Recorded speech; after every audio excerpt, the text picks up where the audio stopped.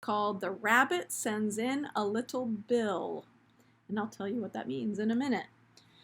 It was the White Rabbit, trotting slowly back again and looking anxiously about as it went, as if it had lost something, and she heard it muttering to itself, "The Duchess! The Duchess! Oh, my dear paws! Oh, my fur and whiskers! She'll get me executed as sure as ferrets are ferrets! Where can I have dropped them, I wonder?" Alice guessed in a moment that it was looking for the fan and the pair of white kid gloves, and she very good-naturedly began hunting about for them. But they were nowhere to be seen. Everything seemed to have changed since her swim in the pool, and the great hall with the glass table and the little door had vanished completely. Very soon the rabbit noticed Alice as she went hunting about, and called out to her in an angry tone, "Why, Mary Ann, what are you doing out here? Run home this moment, and fetch me a pair of gloves and a fan. Quick now!" Alice was so much frightened that she ran off at once in the direction it pointed to, without trying to explain the mistake it had made.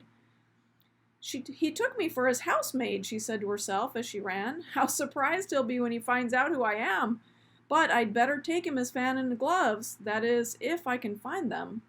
As she said this, she came upon a neat little house, on the door of which was a bright brass plate with the name W. Rabbit engraved upon it. She went in without knocking and hurried upstairs in great fear lest she should meet the real Mary Ann and be turned out of the house before she had found the fan and gloves. "How queer it seems," Alice said to herself, "to be going messages for a rabbit. I suppose Dinah'll be sending me on messages next," and she began fancying the sort of thing that would happen. "Miss Alice, come here directly and get ready for your walk." "Coming in a minute, nurse, but I've got to watch this mouse hole till Dinah comes back and see that the mouse doesn't get out." "Only I don't think," Alice went on, that they'd let Dinah stop in the house if it began ordering people about like that." By this time she had found her way into a tidy little room with a table in the window, and on it, as she had hoped, a fan and 2 or 3 pairs of tiny white kid gloves. And she took up the fan and a pair of the gloves and was just going to leave the room when her eye fell upon a little bottle that stood near the looking-glass. There was no label this time with the words "Drink me," but nevertheless she uncorked it and put it to her lips. "I know something interesting is sure to happen," she said to herself, "whenever I eat or drink anything, so I'll just see what this bottle does. I do hope it'll make me grow large again, for I really am quite tired of being such a tiny little thing." And it did so indeed, and much sooner than she had expected. Before she had drunk half the bottle, she found her head pressing against the ceiling and had to stoop to save her neck from being broken. She hastily put down the bottle, saying to herself, "That's quite enough. I hope I shan't grow any more. As it is, I can't get out at the door. Oh, I do wish I hadn't drunk quite so much." Alas, it was too late to wish that. She went on growing and growing and growing, and very soon had to kneel down on the floor. In another minute there wasn't even room for this, and she tried the effect of lying down with one elbow against the door and the other arm curled around her head. Still she went on growing, and as a last resource she put one arm out of the window and one foot up the chimney, and she said to herself, "Now I can do no more, whatever happens. What will become of me?" Luckily for Alice, the little magic bottle had now had its full effect, and she grew no larger. Still, it was very uncomfortable, and as there seemed to be no sort of chance of her ever getting out of the room again, no wonder she felt unhappy. Oh, it was so much pleasanter at home, thought poor Alice, when one wasn't always growing larger and smaller and being ordered about by mice and rabbits. I almost wish I hadn't gone down that rabbit hole. And yet, it's rather curious, you know, this sort of life. I do wonder what can have happened to me. When I used to read fairy tales, I fancied that kind of thing never happened. And now here I am in the middle of one. There ought to be a book written about me, that there ought. And when I grow up, I'll write one. "Oh, but I'm grown up now," she said in a sorrowful tone. "At least there's no more room to grow up any more here." But then, thought Alice, shall I never get any older than I am now? That'll be a comfort one way, never to be an old woman. Oh, but then always to have lessons to learn. Oh, I shouldn't like that. "Oh, you foolish Alice," she answered herself. "How can you learn lessons in here? Why, there's hardly room for you, and no room at all for lesson books." So she went on, taking first one side and then the other, and making quite a conversation of it altogether. but after a few minutes she heard a voice outside and stopped to listen. "Marianne! Marianne!" said the voice. "Fetch me my gloves this moment." Then came a little pattering of feet on the stairs, and Alice knew it was the rabbit coming to look for her, and she trembled until she shook the house, quite forgetting that she was now about 1,000 times as large as the rabbit and had no reason to be afraid of it. Presently the rabbit came up to the door and tried to open it. But as the door opened inwards and Alice's elbow was pressed hard against it, that attempt proved a failure. Alice heard it say to itself, "Well, then I'll go around and get in out the window." "That you won't," thought Alice, and after waiting till she fancied she heard the rabbit just under the window, she suddenly spread out her hand and made a snatch in the air. She did not get hold of anything, but she heard a little shriek and a fall and a crash of broken glass, from which she concluded that it was just possible it had fallen into a cucumber frame or something of the sort. A cucumber frame is a plate of glass that goes over a garden bed to make the plants grow in the cold weather. So they put cucumbers in it because those cucumber plants don't grow very well in the cold. So what she's talking about is little tiny, like little greenhouses that the rabbit fell into and broke the glass. Next came an angry voice, the rabbit's. "Pat! Pat, where are you?" And then a voice she had never heard before. "Sure then, I'm here, digging for apples, your honor." "Digging for apples indeed," said the rabbit angrily. "Here, come help me out of this," and sounds of more broken glass. "Now tell me, Pat, what's in that window?" "Sure, it's an arm, your honor." He pronounced it arum. "An arm, you goose! Whoever saw one that size? Why, it fills the whole window." "Sure it does, your honor, but it's an arm for all that." "Well, it's got no business there at any rate. Go and take it away." There was a long silence after this, and Alice could only hear whispers now and then, such as, "Sure, I don't like it, your honor, at all. Do as I tell you, you coward." And at the last she spread out her hand again and made another snatch in the air. This time there were 2 little shrieks and more sounds of broken glass. "What a number of cucumber frames there must be," thought Alice. "I wonder what they'll do next. As for pulling me out of the window, I only wish they could. I'm sure I don't want to stay in here any longer." She waited for some time without hearing anything more. At last came a rumbling of little cartwheels, and the sound of a good many voices all talking together.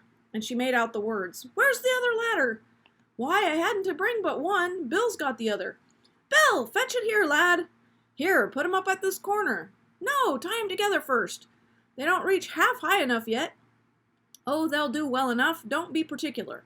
Here's Bill. Catch hold of this rope. Will the roof bear? Hey, mind that loose slate. Oh, it's coming down. Heads below." And a loud crash.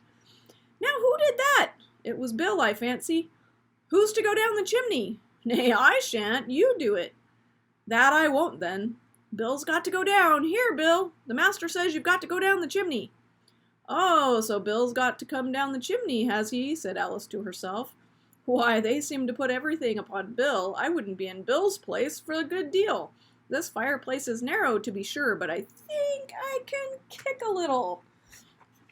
She drew her foot as far down the chimney as she could and waited until she heard a little animal, she couldn't guess what sort it was, scratching and scrambling about in the chimney close above her. Then saying to herself, "This is Bill," she gave one sharp kick and waited to see what would happen next.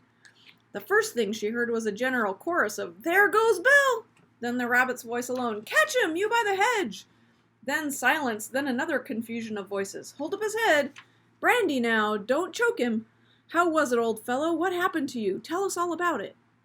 At last came a little feeble squeaking voice. "That's Bill," thought Alice. "Well, I hardly know. No more, thank ye, I'm better now. But I'm a good deal too flustered to tell you. All I know is something comes at me like a jack-in-the-box, and up I goes like a skyrocket." "So you did, old fellow," said the others.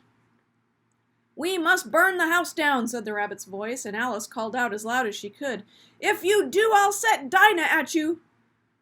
There was dead silence instantly, and Alice thought to herself, "I wonder what they will do next. If they had any sense, they'd take the roof off." After a minute or two, they began moving about again, and Alice heard the rabbit say, "A barrowful will do to begin with." A barrowful of what? thought Alice, but she had not long to doubt. For the next moment, a shower of little pebbles came rattling in at the window, and some of them hit her in the face. "I'll put a stop to this," she said to herself, and shouted out, "You'd better not do that again," which produced another dead silence. Alice noticed with some surprise that the pebbles were all turning into little cakes as they lay on the floor, and a bright idea came into her head. "If I eat one of these cakes," she thought, "it's sure to make some change in my size, and as it can't possibly make me larger, it must make me smaller, I suppose." So she swallowed one of the cakes and was delighted to find that she began shrinking directly. As soon as she was small enough to get through the door, she ran out of the house and found quite a crowd of little animals and birds waiting outside. The poor little lizard, Bill, was in the middle, being held up by 2 guinea pigs who were giving it something out of a bottle. They all made a rush at Alice the moment she appeared, but she ran off as hard as she could, and she soon found herself safe in the thick wood. "The first thing I've got to do," said Alice to herself as she wandered about in the wood, "is to grow to my right size again. And the second thing is to find my way into that lovely garden. I think that will be the best plan." It sounded an excellent plan, no doubt, and very neatly and simply arranged. The only difficulty was that she had not the smallest idea how to set about it. And while she was peering about anxiously among the trees, a little sharp bark just over her head made her look up in a great hurry. An enormous puppy was looking down at her with large round eyes and feebly stretching out one paw, trying to touch her. "Oh, poor little thing," said Alice in a coaxing tone, and she tried hard to whistle to it, but she was terribly frightened all the time at the thought that it might be hungry, in which case it would be very likely to eat her up in spite of all her coaxing. Hardly knowing what she did, she picked up a little bit of stick and held it out to the puppy, whereupon the puppy jumped into the air off all its feet at once, with a yelp of delight, and rushed at the stick and made believe to worry it. Then Alice dodged behind a great thistle to keep herself from being run over, and the moment she appeared on the other side, the puppy made another rush at the stick and tumbled head over heels in its hurry to get hold of it. Then Alice, thinking it was very like having a game of play with a cart horse and expecting every moment to be trampled under its feet, ran around the thistle again. Then the puppy began a series of short charges at the stick, running a very little way forward each time and a long way back, barking hoarsely all the while until at last it sat down a good way off, panting, with its tongue hanging out of its mouth and its great eyes half shut. This seemed to Alice a good opportunity for making her escape, so she set off at once and ran until she was quite tired and out of breath, until the puppy's bark sounded quite faint in the distance. "And yet, oh, what a dear little puppy it was," said Alice as she leant against a buttercup to rest herself, and fanned herself with one of the leaves. "I should have liked teaching it tricks very much, if only I'd been the right size to do it. Oh dear, I'd nearly forgotten that I've got to grow up again. Let me see, how is it to be managed? I suppose I ought to eat or drink something or other, but the great question is what?" The great question certainly was what. Alice looked all around her at the flowers and the blades of grass, but she could not see anything that looked like the right thing to eat or drink under the circumstances. There was a large mushroom growing near her, about the same height as herself, and when she had looked under it and on both sides of it and behind it, it occurred to her that she might as well look and see what was on top of it. She stretched herself up on tiptoe and peeped over the edge of the mushroom, and her eyes immediately met those of a large blue caterpillar that was sitting on the top, with its arms folded, quietly smoking a long hookah, and taking not the smallest notice of her or of anything else. That's the end of chapter 4. Do you want to see the pictures? This chapter has a lot of pictures.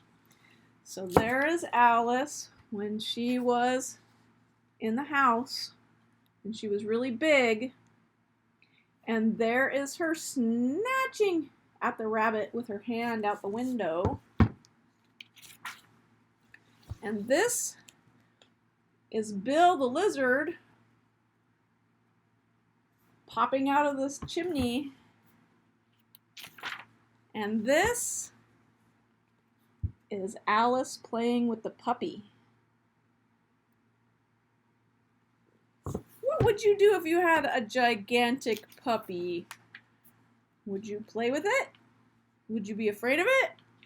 What would it be? We'll see you next time for Chapter 5.